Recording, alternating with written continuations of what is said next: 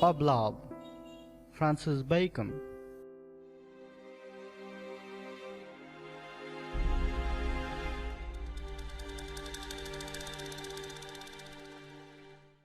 The stage is more beholding to love than the life of man. For as to the stage, love is ever matter of comedies, and now and then of tragedies. But in life it doth much mischief, sometimes like a siren, sometimes like a fury. You may observe that amongst all the great and worthy persons, whereof the memory remaineth, either ancient or recent, there is not one that hath been transported to the mad degree of love, which shows that great spirits and great business do keep out this with passion. You must accept, nevertheless, Marcus Antonius, the half-partner of the Empire of Rome, and Appius Claudius, the decemvir and lawgiver, whereof the former was indeed a voluptuous man, and inordinate, but the latter was an austere and wise man. And therefore it seems, though rarely, that love can find entrance, not only into an open heart, but also into a heart well forfeited. If was be not well kept.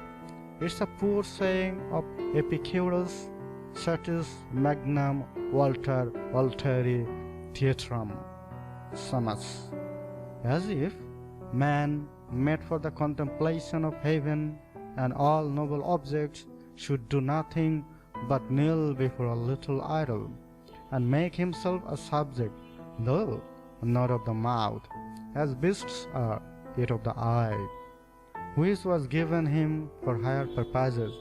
It's a strange thing to note the excess of this passion, and how it braves the nature and value of things by this, that the speaking in a perpetual hyperbole is comely in nothing but in love, neither is it merely in the phrase, for whereas it hath been well said, that the arch-flatterer with whom all the petty flatterers have intelligence is a man's self, certainly the lover is more, for there was never proud man thought so absurdly well of himself, as the lover doth of the person loved, and therefore it was well said, that it is impossible to love and to be wise. Neither doth this weakness appear to others only, and not to the party loved, but to the loved most of all, except the love be reciprocal. For it's a true rule that love is ever rewarded, either with the reciprocal or with an inward and secret contempt. By how much the more men ought to beware of this passion, which loseth not only other things but itself. As for the other losses, the poet's relation doth well figure them, that he that preferred Helena quitted the gifts of Juno and Pallas. For whosoever estimate too much of amorous affection quitteth both riches and wisdom.